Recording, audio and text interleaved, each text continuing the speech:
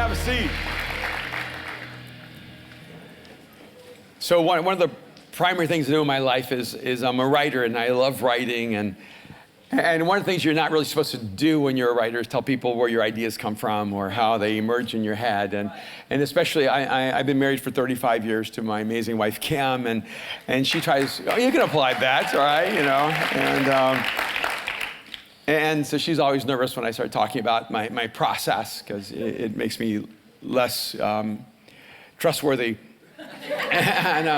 But I didn't know I was going to write this book called The Way of the Warrior. It was not an expected activity on my life schedule. And I was driving with Kim through Hollywood. We were going down Vine to our house, and we've been married for a long time, so now sometimes we'll drive and we won't talk. You know what I'm talking about? You know, I mean, we've talked a lot for 35 years, so, you know, sometimes we'll just drive, and I'm actually an extreme introvert, and so I can go a long time without talking, and drives her crazy. And as we're driving down Vine, I hear this voice. Now, that's not unusual for me.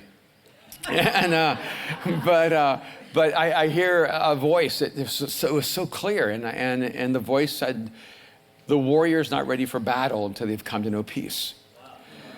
And I didn't know where that came from. It just dropped inside of my soul, and I remember breaking the silence. I leaned over to my wife, Kim, and I said, "I know what my next book is. It's called The Way of the Warrior, and I know the first sentence. I don't know anything else, but I know the first sentence." And so I knew I was going to write a book about peace, but I didn't know where it was going to take me. I had no idea in the process that I was going to be dealing with some of the deeper, darker issues in the human spirit, and that it was going to force me to go to places I did not necessarily want to go. Now, whenever you have a moment of inspiration, when you have an epiphany, you realize that moment is really connected to so many other moments in your life. You know, so I love old Asian films, Japanese films, Chinese films, and my favorite movies are like Crouching Tiger, Hidden Dragon. I was the only non-Chinese speaker in the theater when it was released, watching that film, and I love Hero. I took my daughter to see it, and she was miserable.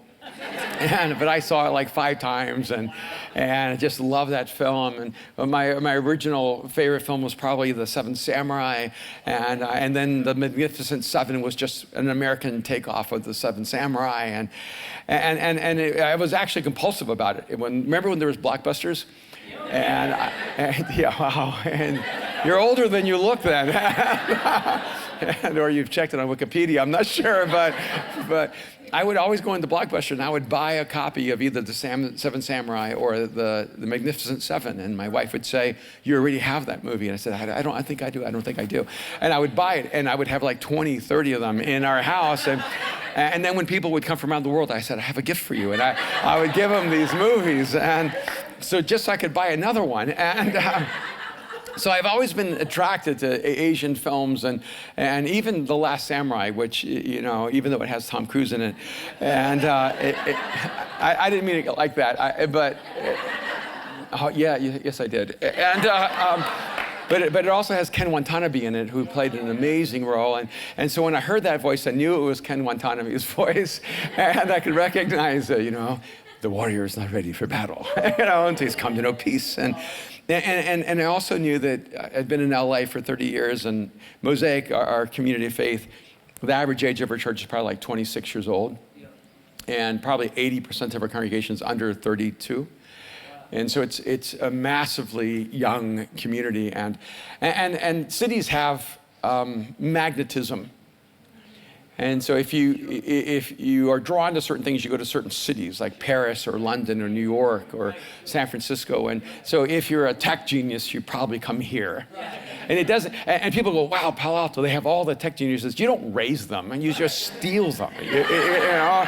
And some of them were actually born in Iowa. And there's no explanation for that happened, but they didn't stay in Iowa. They came here, and so the brightest minds in the world come here, and so you have a culture of genius here. But you know that culture of genius is actually global because those geniuses came from everywhere. Well, LA has this disproportionate culture of creativity and beauty.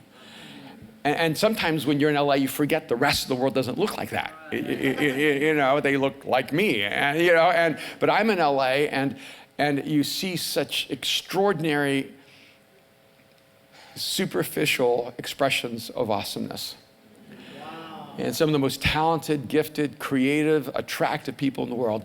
But we also have one of the highest rates of depression and autism, mental illness.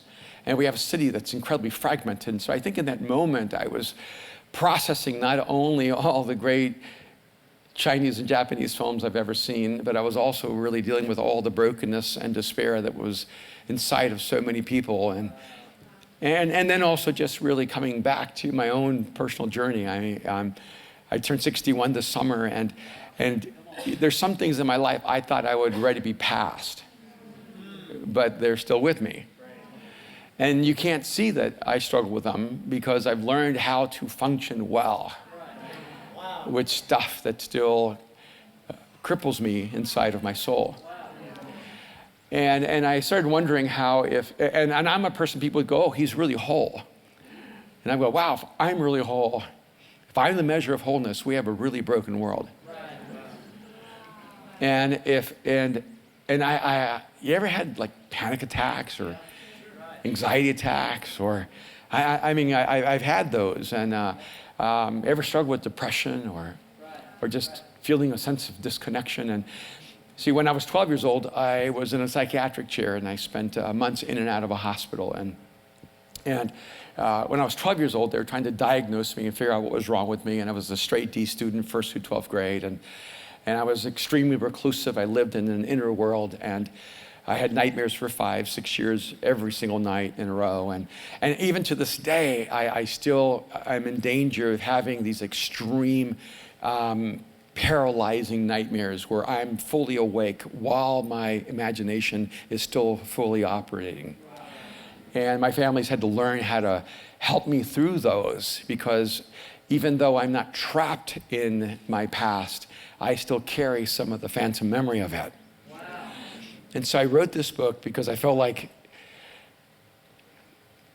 in the same way that 1 out of every 3 people who struggle with depression never go public and share with anyone what they're going through, I think we have a disproportionate number of people who believe in Jesus who never talk about what's really going on inside of them. Because we don't feel permission to, because if you say you're depressed, or if you say you're stressed, or if you say you're anxious, or if you say you're struggling with something, now you don't really believe, you don't really have faith, what's wrong with you? And someone will give you the same verse you already knew, and that you've been given 1,000 times, and just memorize this verse, just believe in it, and you're gonna be okay. And so we treat the inner world as if it's less significant than our physical body. And so if somebody lost a leg at war, we wouldn't say to them, just believe and it'll come back and you'll be fine. Stop limping. Stop acting like you don't have a leg. And so we actually treat our physical bodies as more essential to our humanity than our emotional and spiritual health. So I started thinking about how in the scriptures there are so many places where we can actually find ourselves in our worst moments. Have you ever had anybody say, oh, I wish I could be like David, or Joshua or Esther, and I wish I could be like, Elijah. And the moment someone says that, I know they've never read the Bible. Because if you read their stories, you go, yeah, I don't want that life. I'm good. I have enough of that life. I don't need that life. See, because the problem is that if you only have a nominal, superficial understanding of the people in the Bible, you will measure their highlights against your real life. And so then you can't figure out how to do this thing called life. And it feels like God's always letting you down because you're not like them. You're still human. Right.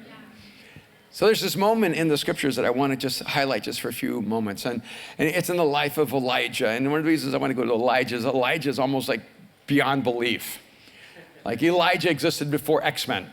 Elijah was around before Wonder Woman and Captain Marvel and Superman and Batman. Before DC and Marvel, there was Elijah.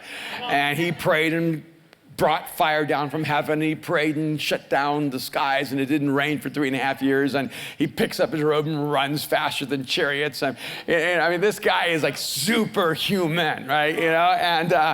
And he has this epic moment, which probably most of us know about. He's in this conflict with around 1,000 priests who are worshiping false gods, and the people of Israel are being drawn into this destructive belief system. And by the way, when people say all religions are the same, they ought to just pause for a moment, because a part of I'm a mutt. And so I have a little bit of Mayan in me. And the Mayans would actually cut people's chests open while they were alive, pull out their hearts. And I call that an unhealthy religion. And I'm just saying, I don't want to be non-PC and say everything's the same, just saying that's not okay. And leave my heart inside of me and break my heart, but don't rip it out. And so there is a conflict between an incredibly destructive, unhealthy view of God and gods. And so Elijah said, look, let's do this. Let's build 2 altars. Let's pray to our God and gods, and whoever God sends fire from heaven, that's the God we should all worship. And everybody thought, that's kind of epic. So, you're doing that next Sunday, right? It's simple. It's like, if you're not sure if there's a God, just pray for fire, and it just fixes everything. But it doesn't. That's the strange thing. See, because what happens is that the other prophets pray and pray and pray, and their gods never respond. And because it's really hard for gods that do not exist to respond. And it's expecting way too much of them. And the whole time, Elijah, he's not really kind or gracious. He's like mocking them. He is the Howard Stern of the Old Testament. And, he's mocking. Maybe your God can't hear. Maybe you should talk louder. There's one section that's translated in a very cautious way, but it's basically like, I think your God is constipated. It's like, I think he's in the John, and I think he has the runs, and I think that it's awkward. It's awkward. You ever had somebody, I've been there. I've been there. Have you ever been there where you're like, you're busy, and your wife's like, where are you? And I'm like, can I have a minute? Well, he's like, maybe those gods just need a minute, and something didn't settle well. And so he's just absolutely just tearing them up. And so they start cutting themselves because the darkness of their religion led them to self-destruction. And we need to be careful, because whenever we move towards self-destruction, we know we're moving away from God's intention for us. And so in the middle of that, then it's his turn, and then he's kind of showy, a little flamboyant. He says, let's drench it with water, we'll do it again. So 7 times they're drenching it with water. But I think, come on, you really got to make a point, right? And then he prays a prayer, something like, okay, you got it. And so God sends fire, consumes the altar, all the water, the other altar, a few people, details. And then they actually go to war and wipe out those prophets, which is a pretty dark moment. Right. But for Elijah, it was a huge moment of success. Yeah, you ever thought to yourself, if you could just have one awesome moment, you'd be okay for life? Right. If you could have one miraculous moment, you would never doubt God again. Have you ever had that thought? If I could just have fire from heaven once, right? And I don't mean like in a private moment. I want people there. I want I want to have some fire reputation. I want fire rep. I want fire cred. That's the fire guy, and I don't want, you won't believe this, I was alone in Iowa, and I was in Wyoming, and boom, fire. So no one's going to believe that. I want it public, and like Elijah, and then that would be set for life. I would never doubt God again. I'd never go, God, why are you doing this? God, what's the deal? God, why are you messing up with my life? Why aren't you giving me my dreams? God, why are you sending me through struggles? And I realized a huge part of it is, you ever prayed and asked God to do something great in your life? Probably everybody, even if you don't believe in God, would want God to do something great in your life, If there is a God, I'd like that. And the problem is, whenever we pray for God to do something great in our life, usually what happens is something horrible happens. And we get mad at God going, you misunderstood my prayer.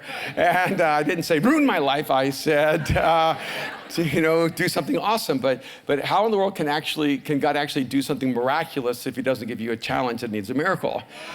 And so if you want God to upgrade his presence in your life, his proof in your life, that means that you're asking God for greater persecution, greater trials, greater challenges in your life.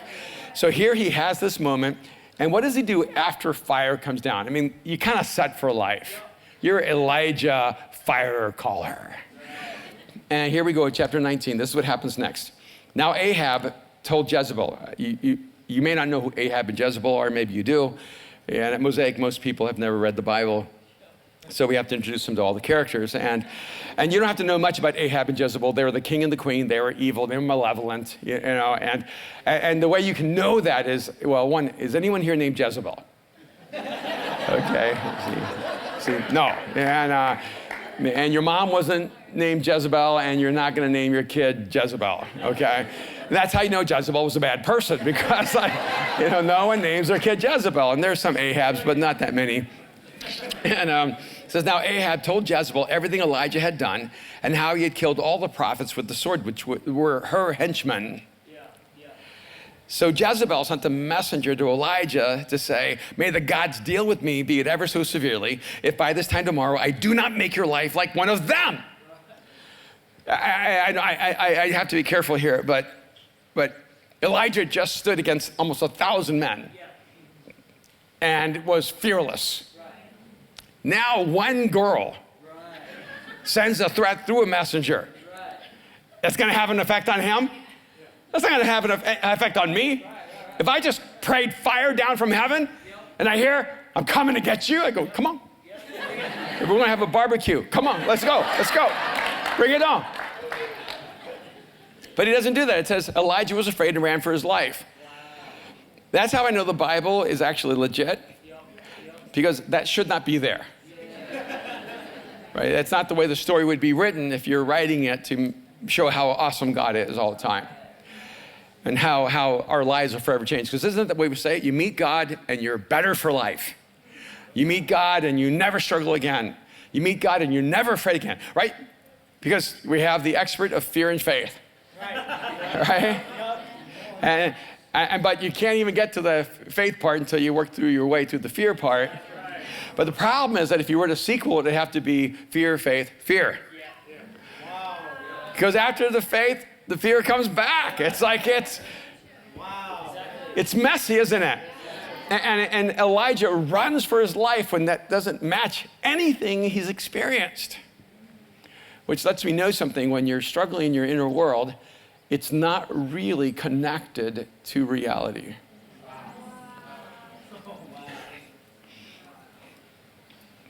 Well, let me just go a little further and then we'll come back. It says, Elijah was afraid and ran for his life, where he came to Beersheba in Judah. He left his servant there, and he went a day's journey into the wilderness. He came to a broom bush, sat down under it, and prayed that he might die. I've had enough, Lord, he said. Take my life. I'm no better than my ancestors. Now, it's odd how very little we talk about suicide, except to build false views of people who take their life. But here Elijah struggles with suicide.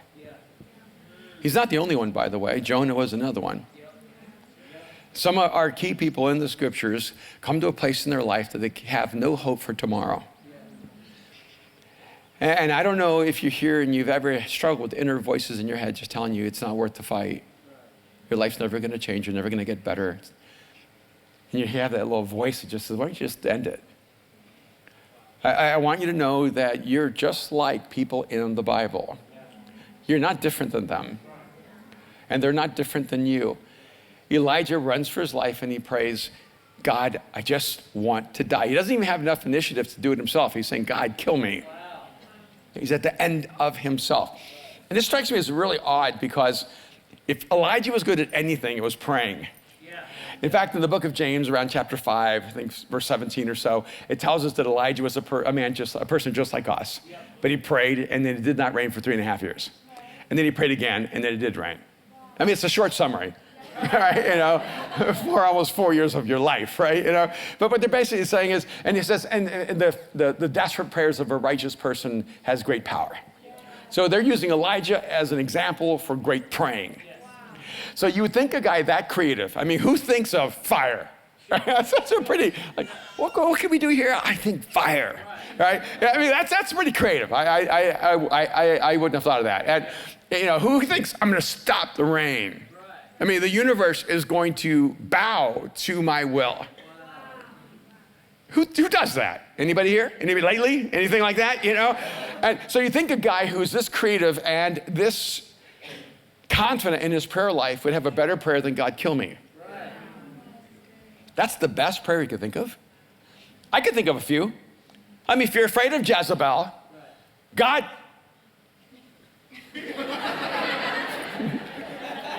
kill someone. I'm not really saying who, I'm just, it starts with a J, you know? And she's married Ahab. And so it's like, you know, you decide. I mean, that's a prayer. I mean, you know, it's maybe not the right prayer, but it's a prayer. Or how about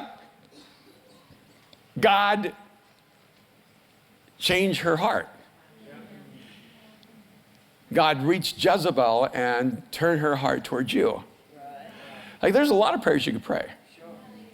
God, send my wife, kick her butt. You know, there you go. I know I was thinking of you. That's right. Is the only prayer he could pray is, God, kill me. See, and there's several dynamics here I want you to see. When you come to the end of yourself, it's not because it's actually the end of the road. One of the things that happens with all of us is that we're not aware that the most important battle we're ever going to fight is the battle for our inner world. Wow. Because when I just stepped back and started looking at this from an overarching landscape, I started thinking, and I said this again to my wife this week, actually last night when I was walking the streets of Palo Alto and I was looking at the architecture, the lights on the trees, and I started walking in and out of restaurants and cafes, and I said, humans are such an incredible species. Right. I talk about you as a species, and I said, humans are just so amazing as a species. I mean, look at what they do with wood and with stone and with metal and with electricity. They harnessed all this, and they create these incredible cafes and restaurants and the architecture. And I mean, just from a purely humanistic perspective, humans are amazing as a species. I mean, I've never seen a raccoon do what we do. And I mean, I'm not trying to act arrogant in comparison to other species, but you know, I'd like to see like a water buffalo do what we do. They just, you know, we're kind of awesome as a species, and we're the only species that that learned how to harness fire and light. Yeah. I mean, think about this. We learned how to master light and command it to do what we wanted to do. Wow. By a switch, light obeys our commands. We're the only species that invented the television and the telephone. We invented the internet. Yeah. We're the species that learned how to travel under the sea and travel into space. Yeah. Yeah. We're the species that invented pizza. Yeah. Right? No other species did that. And we're the only species that invented donuts, and across the world we put them in pink boxes. And how did that happen? It's like a God moment, right? You know, and yet, I know you're thinking, why is this guy on the platform today? But with everything the human species has been able to do, we haven't been able to create world peace. Why is that? You see, it's because you can only create out of your essence. Wow. See, the reason we have a history of war is because we have hearts of war. Wow. The reason that wars wage all around us is that there are wars that wage within us. And the only way we're ever going to have world peace is if we can find inner peace. And this is why this battle is so important for your life. Because it's not just a battle for you, it's a battle for us. And Elijah was losing the war within him when he had already won the war around him. But it didn't secure the battle within. And I want you to know that there is no level of success that will ever make you immune to feeling like a failure. And it's one of the great human paradoxes that you can have so much success and other people can be actually championing you and celebrating you and even envying you, and all you want to do is end it all. Yeah. Wow. I've just known so many people who have carried the weight of success and they feel so hollow and empty, vacuous inside. And so people can't see it because they see what they always aspire to in you. And you want to scream at them and tell them, this still leaves you empty. Elijah had all the success that he could have possibly imagined, and yet his inner world was in turmoil. And then the odd thing was that he felt completely alone. In fact, later, we won't have time to go there, but he has a conversation with God and says, there's no one but me. You ever felt that way? Yeah. And we say it a different way. When you're going through pain, you say, no one can understand what I'm going through. Exactly. And someone tries to empathize with you. You don't know how I feel, because no one has ever felt like you feel, right? And what's interesting is Elijah ran into the wilderness, ran to the desert, and left his most faithful companion behind. And so I noticed he did two interesting things. There was a desert within him, so he ran to the desert and put it around him. Wow. He felt completely alone in the world, so he abandoned his own friend to be completely alone in the world. Wow. See, what happens so oftentimes is that we're a self-fulfilling prophecy, as you're saying, Pastor. That when we feel alone, we disconnect everyone so that we can be alone. Right. When we feel as if God has abandoned us, we abandon God so that we can say he abandoned us.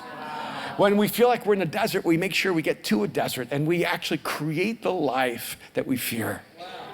Wow. So he's alone in the world, and he thinks it's the consequence of what others have done, but actually his being alone in the world is the consequence of what he had done. He chose this place. He chose this moment. And then he says, I just want to die. I've had moments. About 10 years ago, I ended up with this tinnitus. I had a moment and my brain erupted and I heard these loud sounds in my ears, so loud that they were paralyzing. And I thought it would last for a moment, and it lasted all day, then all week, then all month, then all year. And I couldn't have one waking moment without this screaming sound inside my head. And I kept seeing images of me taking a gun, putting it to my head, and just blowing my brains out. And I remember I finally shared with my wife, because she could see what was happening. There's something wrong with me. And I started going to doctors to see if there's any way of fixing this, but there wasn't. And then they gave me some medication. And I said, what's this? And they said, well, they're antidepressants. I said, I'm not depressed.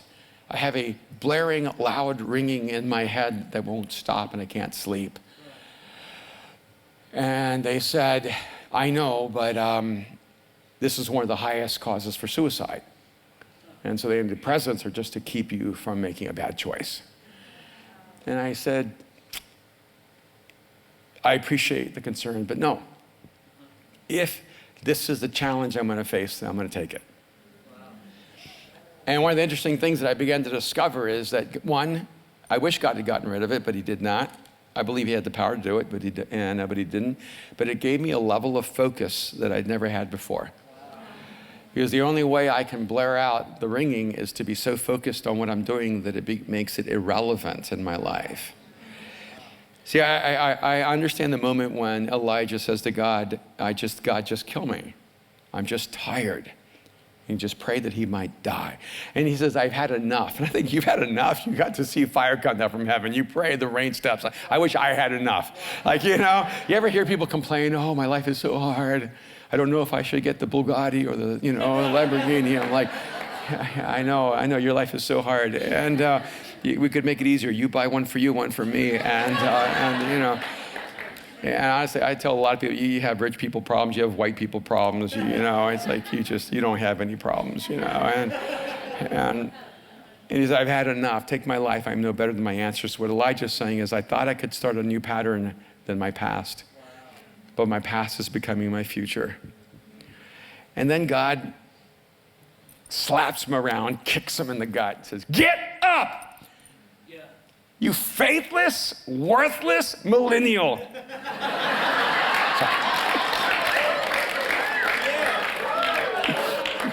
Get your butt out of the dirt and get back to work. That's what we do. That's how we heal people. All right? Suck it up! And what actually happens, in case some of you hadn't read it, you're going, wow, God did that? Now, here's what God did. He says, Then he laid down under the bush and fell asleep. Oh, by the way, what do you do when you're stressed out? I bet you a lot of you sleep, right? And some of you have a hard time going to sleep, a hard time waking up. Sometimes people who are stressed out, how many eat when you're stressed out? How many of you don't eat when you're stressed out? How many eat both? You don't eat and you eat. Yeah, it's like, right? Because that's me. I'm telling you, that's me. It's like, when I'm stressed out, I don't eat all the right things and I eat all the wrong things. And in fact, right when the book came out, I had like a panic attack. And I'm going, I just wrote a book on peace. And I'm in New York and I'm like freaking out. And I'm calling my wife going, I don't know what's going on. I'm feeling this. And I got home and I said, let's go get pizza. And she goes, okay, because I'm a fairly healthy guy, you know. She goes, okay, let's get it. And she had a slice and then I ate the rest. And I ordered the largest pizza they had. She's like, anybody joining us? No? It's just you and me, babe. You have your slice. And then I ate that whole pizza. And then right after I said, hey, let's go next door and get some ice cream. She was like, oh, okay. And I realized, and afterwards I said, you want to go over, and get some donuts? And because I was a little stressed, you know. And what's interesting is Elijah goes to sleep, and I think it's because he didn't want to wake up. Because, see, I remember this. I remember being 12 years old and thinking to myself, I'd rather live in my imaginary world than face the real world. And it says, all at once an angel touched him. That's not slapped him. That means caressed him. And said, get up and eat. He looked around. There by his head was some baked bread over hot coals and a jar of water. I thought, wow, this is so kind. Oh, wow. I thought I was hearing that in my head. Look at that. You're so good. I'm like, I'm feeling moody. I'm feeling like, it's like so good. And sorry. And I think there's like a deeper significance to that, like get off stage. But he gets up and there's baked bread right by his head over hot coals. Did you know God's a chef? I love this because a lot of times when a person is struggling, we just tell them, believe in God, just get yourself together, have faith. And we forget sometimes the most spiritual thing you can do for a person is cook them a meal. Just, invite them into your life, let them sleep on your sofa, play some video games together, watch Netflix, and then have a great meal and say, hey, how you doing?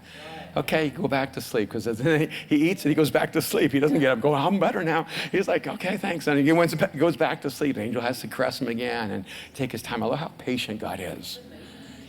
Oh, and by the way, just a thought, but hot coals, bread, flatten that bread out, a little marinara sauce, a little cheese. It's like pizza. It's like, it's like, I think it's in the Bible, I'm pretty sure. And then it happens twice. Main course, dessert,